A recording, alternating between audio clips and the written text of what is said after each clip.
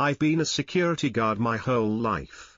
And the night shift at the mall was the strangest job I've ever had. I'm not someone who's easily scared. After over 20 years as a security guard, I've worked in all sorts of places: gas stations, convenience stores, warehouses, even abandoned shops.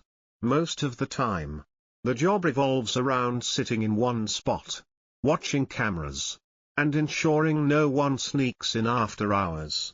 Not glamorous, but at least it pays the rent. When I saw the job posting for a night shift security guard at the local mall, I thought, finally, something a bit better. The pay was high, much higher than average, and the working hours were reasonable, from 11 p.m. to 6 a.m. One building. Alone. Quiet. I imagined myself sitting in the surveillance room, sipping coffee, glancing at the security cameras, and occasionally strolling through the cold hallways. I applied immediately and was surprised to receive a call the very next day. The caller was Mr. Hensley, the mall manager.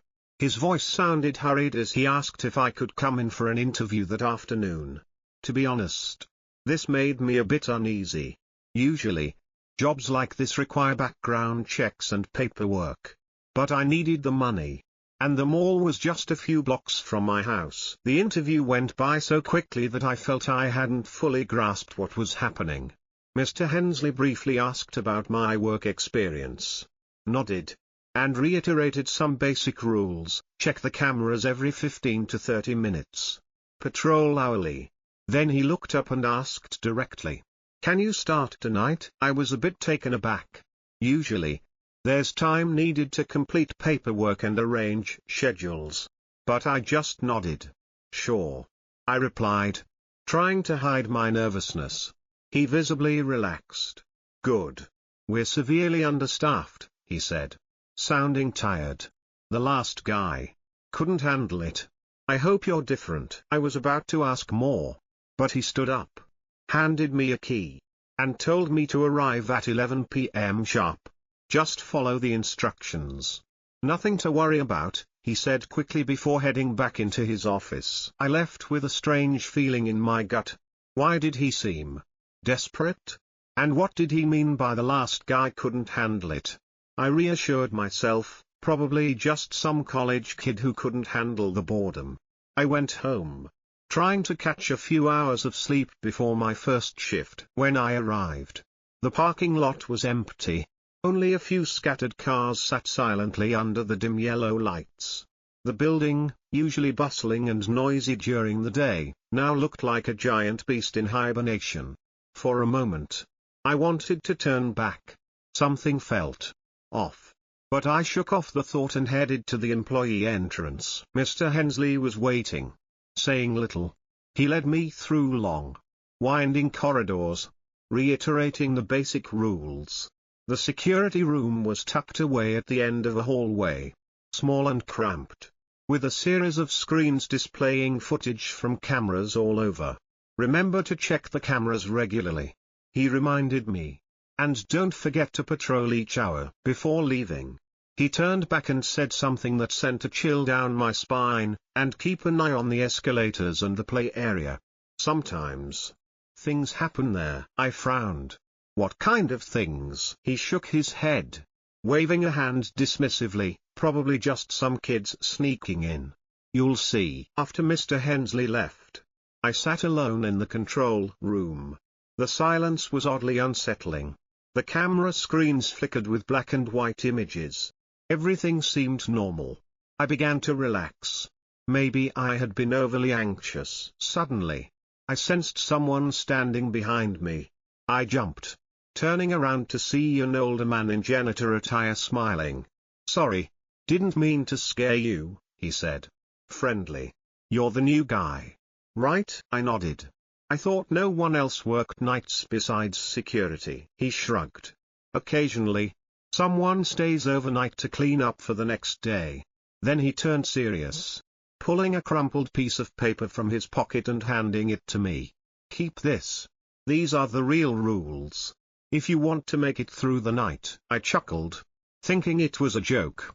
But when I unfolded the paper, My smile vanished. The handwritten lines were messy but clear. Night shift rules: follow to survive. Check cameras every 15 to 30 minutes. But don't stare too long after midnight. Never look directly at the mannequins. If they change position, leave immediately. I looked up. Is this for real? The janitor's face was now devoid of humor. I've warned you. The last guy didn't listen. And do you know what happened? He ran off in the middle of the night. Never came back. I was about to ask more, but he turned and walked away. I watched him go. A creeping unease settling in. This quiet mall. Something wasn't right. I looked down at the paper, then back at the array of camera screens. It was just past midnight. I decided to start my first patrol, partly out of duty, partly because I needed to get out of that room. Even if just for a while. I had no idea that this would be the longest night of my life. I began my first patrol by walking through the main corridors, heading toward the escalators. Everything was eerily quiet. All the shops were closed, the dim emergency lights casting long shadows through the glass storefronts. I didn't see anyone, and there was no sound except for my own footsteps echoing in the empty space. As I approached a clothing store, I immediately noticed something was off. The glass door was slightly ajar, something that shouldn't happen after closing hours. I shined my flashlight inside. No one. But then, in the faint light, I saw a group of mannequins in the back corner. Something about how they were positioned made my skin crawl. One of them was facing the door, as if it was looking at me. I stepped in cautiously, moving closer. When the beam of light passed over them again, I froze. That mannequin had changed position. It was closer now. Its plastic head tilted toward the exit. I couldn't be sure if my eyes were playing tricks on me, but I clearly remembered where it stood before. I turned to leave, and that's when I heard it. Footsteps. Dragging footsteps. Behind me. I didn't look back. I remembered the rule: if a mannequin changes position, leave immediately. Don't look back. I quickly exited the store, heart pounding. When I reached the main corridor, I stopped to catch my breath. The footsteps had stopped, but the feeling of being watched hadn't. Back in the security office, the lights flickered again. I sat down and unfolded the list of rules once more. I read the next line: 3. If a mannequin seems to be following you, don't look back. If you acknowledge them, they'll get closer. I swallowed hard. I had already broken that rule. I had looked back. 4. Do not look into mirrors in the restroom after midnight. I hadn't done that yet. I made a mental note to avoid the restrooms at all costs. I returned to scanning the cameras. Everything appeared normal, until I saw something move near the play area. I zoomed in. Nothing. But I could have sworn something just flicked past the frame. Then I heard it. A child's laughter, distant, echoing through the halls into the control room. My whole body tensed. I read ahead quickly. 6. If you hear a child laughing from the play area, leave that area immediately. I wasn't near it, thankfully, but the sound seemed to cut through walls, chilling me to the bone. Continuing to scan the cameras, I noticed another oddity: the time on the control room monitors was off compared to my watch. The system read 11:30 p.m. My watch, just minutes ago, had shown nearly 1 a.m. 7. If you check the time and it's earlier than before, return to the security office immediately. I had broken this one too. I had gone out after time had reversed. The atmosphere grew heavier, almost suffocating. I felt an invisible pressure weighing down on me. The room, once a safe haven, no longer felt secure. I needed to survive. I had to follow all the remaining rules. I folded the paper and shoved it in my pocket, trying to regulate my breathing.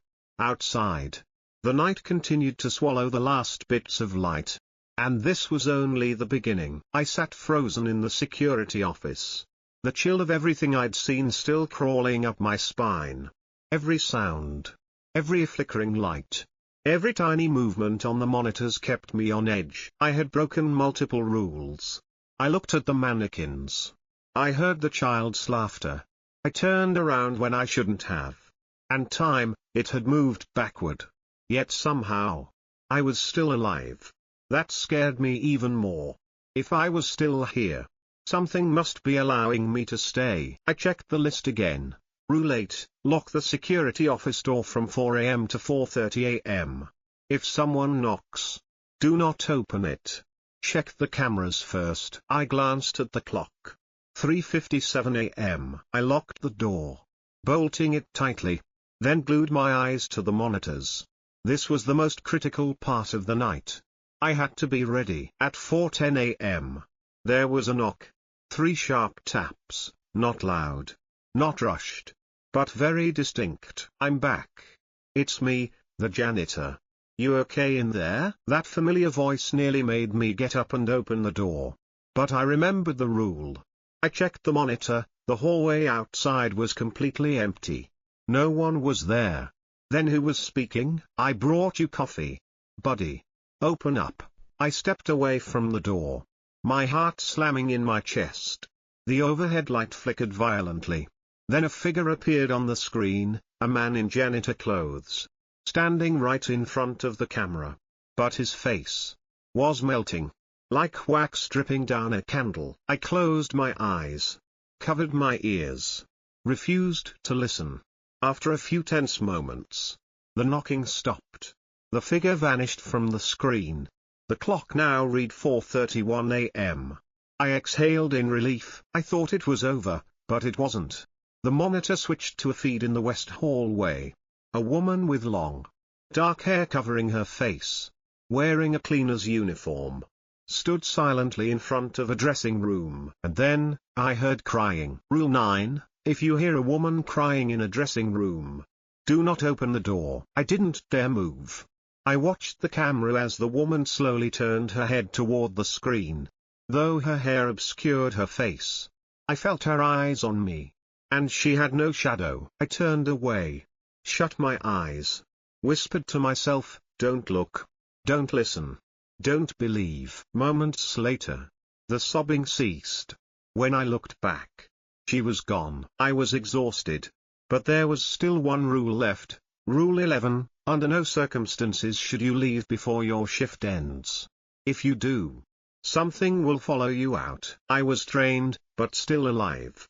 The first hints of dawn began to paint the sky with pale light. I looked at the clock, 6 a.m. A minute later, there was a knock. Security?